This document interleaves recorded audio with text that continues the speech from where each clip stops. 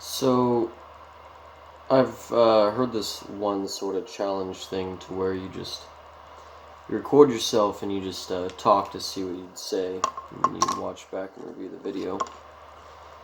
So this probably won't be posted. No one will see this. It'll just be for me to see. But in case anybody does, I'll try to keep it interesting, I suppose. So I get to choose and speak about whatever's on my mind. So it's my video, so that's what I'm going to do. I was going through YouTube today, and I saw these series of videos about homeless people, questioning homeless people. And I relate to that because I was homeless for a couple years, legitimately homeless, living out of a Subaru until we had to sell it, and we were living out of random people's houses down by the Mission, the homeless shelter, and Let's Help and stuff, staying around there. So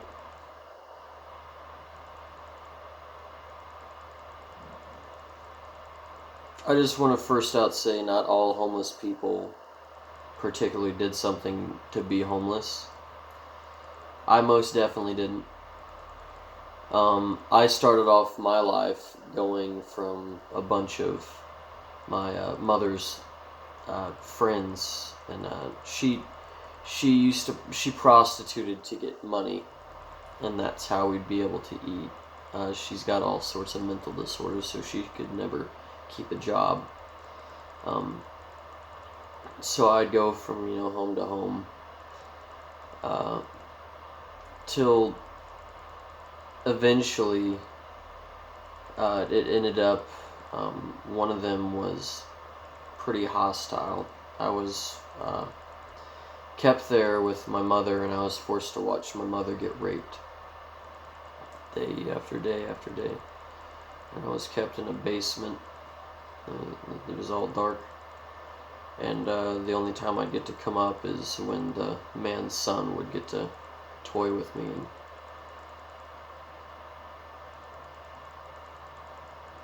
so it got worse.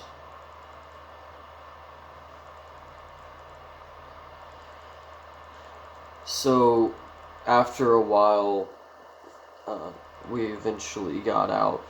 I remember I don't remember how we got out, but we did. I think my mom ran off and got help or something.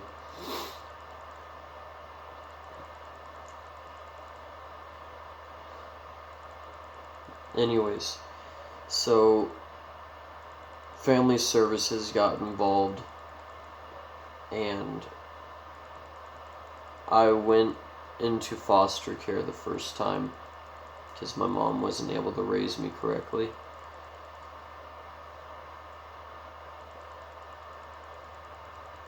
She ended up getting custody of me again, but there was a caseworker that had to come and intervene and see how she was taking care of me. Is that a nosebleed? No, just the coloring. I'm sorry, I hit my nose and it's scabbing up here at blood, and it's scabbing, and it's really bothering.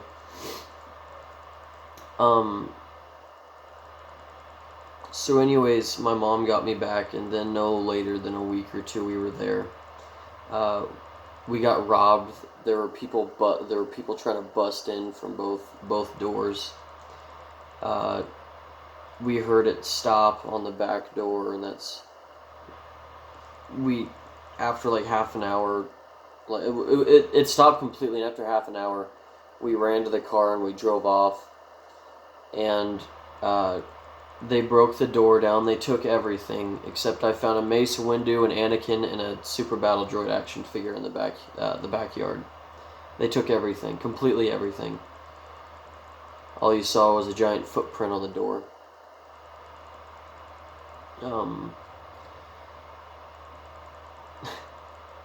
Hopefully it doesn't get me in trouble, but my most prized possession is I used to go to stores, and I have a real skill with my fingers. I'd be able to pry the diamonds and the jewels out of the jewelry within 30 seconds without being noticed. So I'd take a fat gem and my mom, I don't know how she would, but she'd sell those off, and that's how we'd get our food when she wasn't, having to sell herself around. I'd say I was about 6 or 7, maybe 8 years old, about 6 or 7 at this time. Pretty much the motive was, do whatever you can to survive. So, back on subject, the next day we went to the house and we saw there were police vehicles around the house, and my mom told me that we have to go somewhere far. So we traveled throughout all sorts of states, and oh man, it was the best time of my life. Road trip all the time. Snacks in the cars. I'd catch all these damn grasshoppers and I'd keep them in the car. My mom didn't care either. She was a bug person. She had a lot of issues in her head, but we always connected through nature, especially when we were down in the creek catching crawdads together. But there'd be all, full of grasshoppers, or I'll have a snake in my pocket, or there'd be a lizard crawling, running in the back seat or through the floorboards.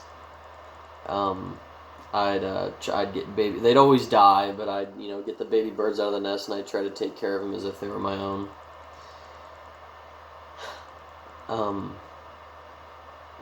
But every story has its end. She ended up turning me back in. I went into services, and I went into a group home to where I made one friend.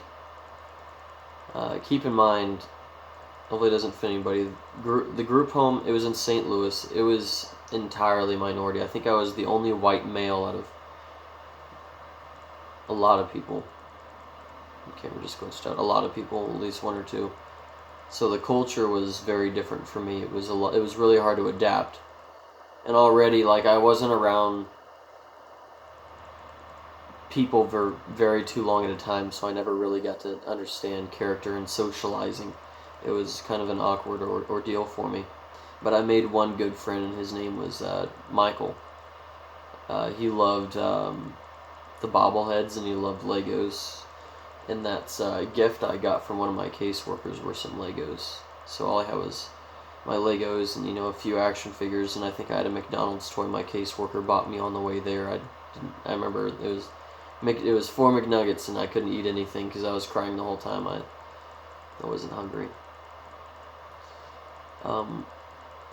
But my final night there, I watched a group of teenagers beat Michael to where he wasn't moving, as the 2 counselors were out in the lobby watching a TV show, completely acting oblivious to everything going on. It was the older teenagers that were able to come into our room, and they beat Michael. So the caseworker took me that next day. Her name was Leslie. She was a really kind lady. And I started going through foster homes. The first one I went into there was a couple white folk that claimed they were Indian. They were crazy about making these little replicas for the powwow. And, they were really a part of the powwow. I'm not putting stereotypes or anything. That's what they really were. And I wasn't allowed to tell something about a cat having diabetes. They had to give a shot every day. I don't know. I was young. I didn't understand the situation. Their son lived with them. The people were nice for the most part. It was a really simple life. I was rarely able to go outside. The backyard was small, and they had a dog that all I could do was play fetch with. It was boring as hell. And in my lifestyle, I don't need a PlayStation. I don't need a TV. I don't need a phone. All I need is the big outdoors, and I am occupied for the rest of my life. I love the outdoors. I'm not an electronic guy at all. But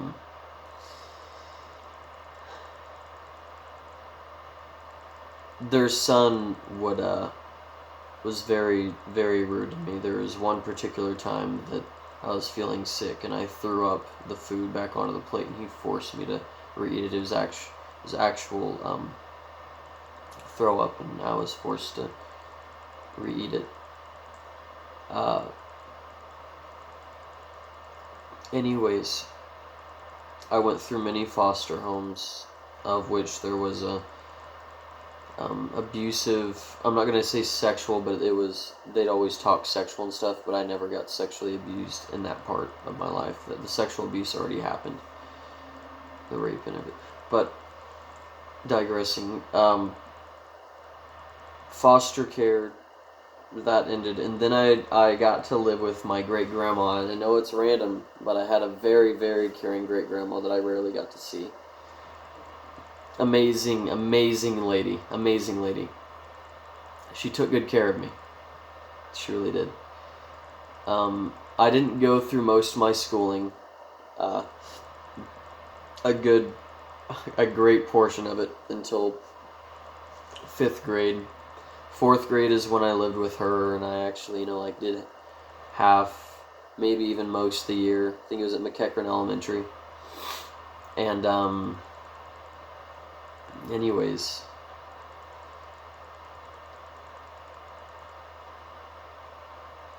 my mother ended up coming back begging to stay somewhere that night because it was cold out and she had nowhere to go, and of course my grandma couldn't resist. Early in the morning, my mom took me and drove off.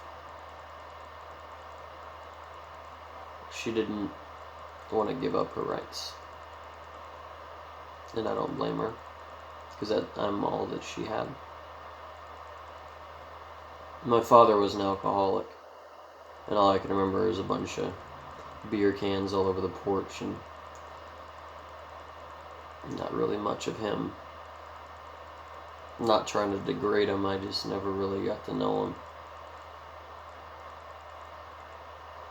As far as, as much as I know, he was just a prison bird.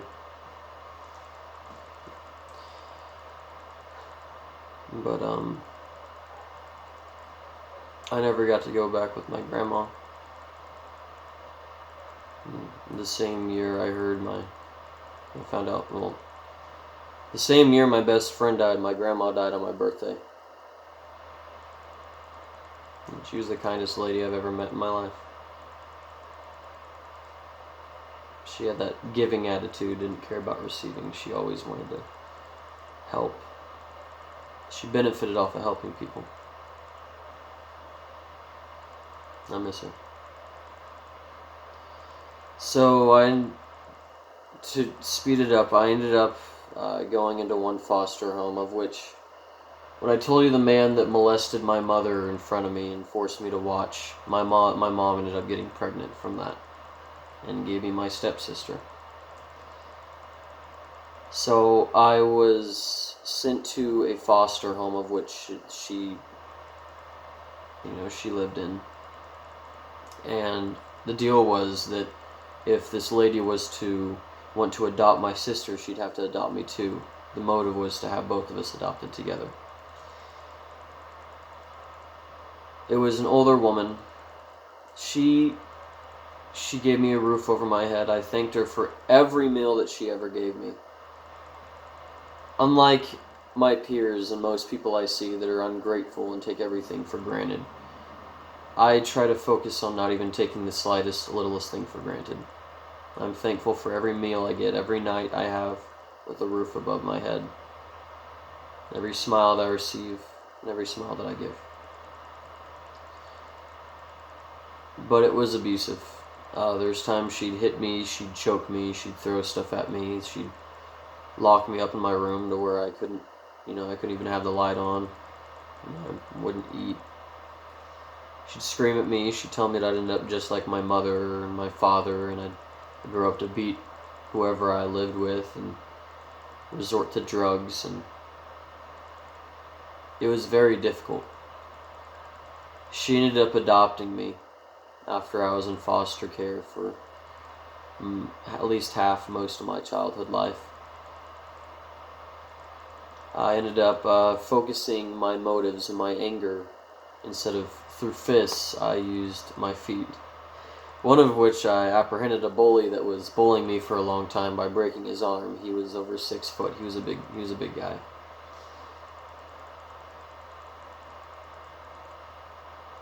So natural instinct instead of punching, I did some sort of little kung fu move and I broke the shit out of his arm.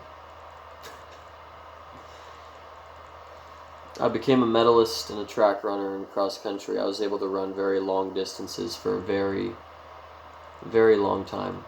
I ran competitive 5Ks and against adults, and even as a minor, first year I got second place. The next year I was first place. I was the top dog. Medalist in cross country. Wasn't so much of a fan of track. I've always liked cross country because you have to run in the woods and on trails, and I felt it is amazing. It was incredible.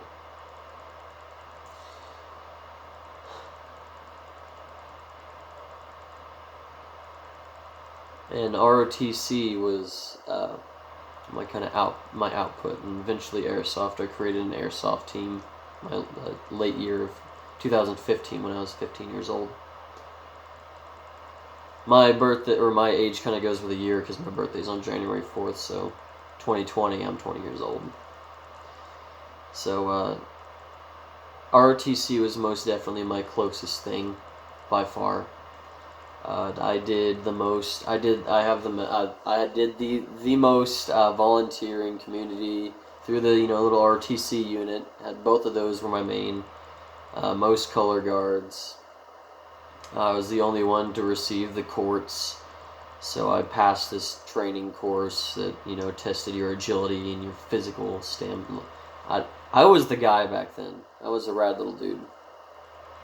So the next year,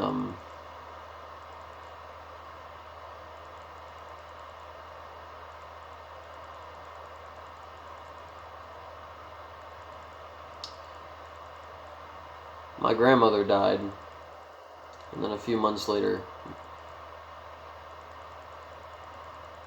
my closest friend died. He had a head-on-head collision, killing the passenger immediately. I don't know if he was intoxicated, but he wasn't wearing his seatbelt, so.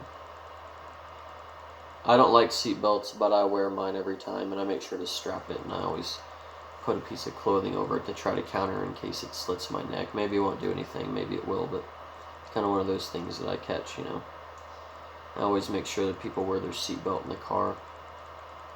I apologize if you're one of those people. I just don't want to have another Danny. I still think about him all the time. I think about seeing him and carrying his casket to the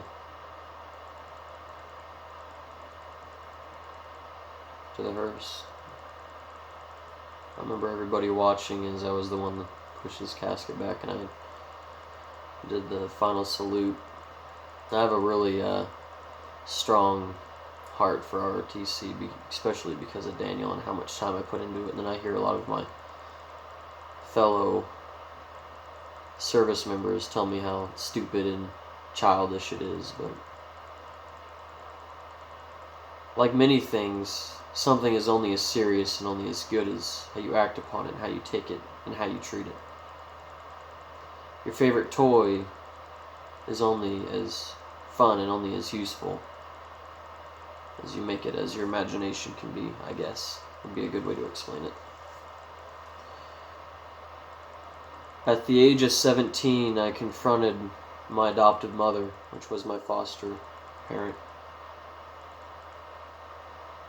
that I was going to join the armed forces, as Daniel wanted to, and that I would enlist in the United States Marine Corps.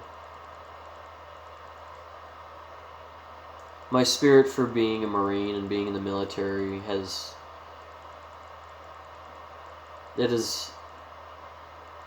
it's died. Training was very hard. Very hard. I was picked on a lot because of my last name, Trusty, and because I have a short stature. I sit at 5'6". I think I was 5'5" through training. I'm about 5'7" now, but anyways,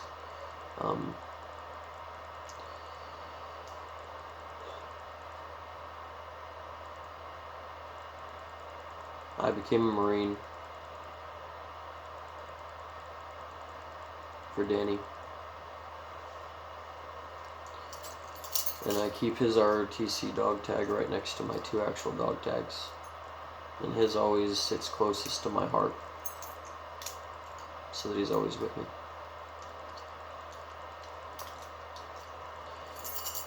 So anyways, after training and everything, you know, it was about 18, going on 19.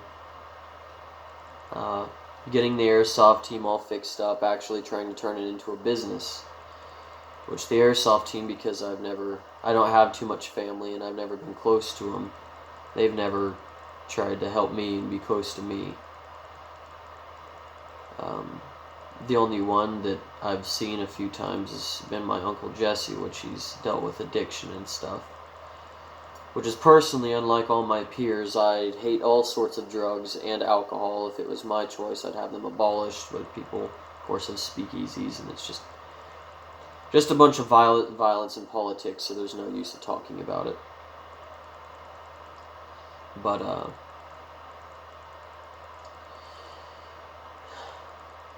let's get back to the point here.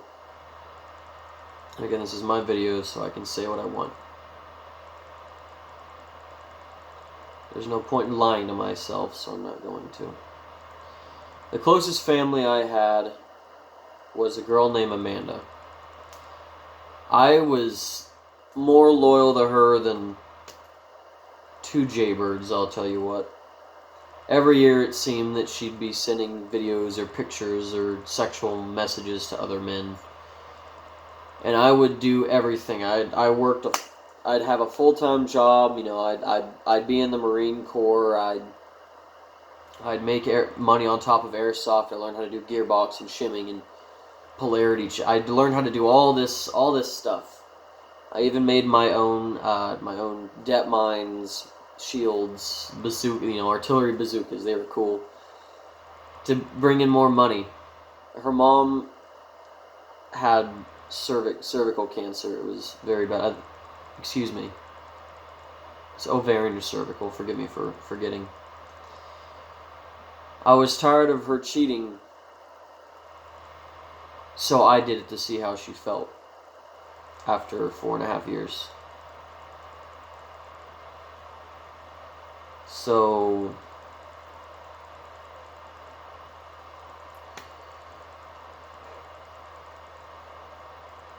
I did, except I ended up falling in love with who I was cheating with. Her name is Bryce, and she's the most selfless person that I've ever came across. She's an amazing gal. If she wasn't a girl, she'd be my best friend. I love her. So, that concludes, without too much detail, of how my life has went. You know, not going too far into it. So, that's where I am now. I'm 20 years old.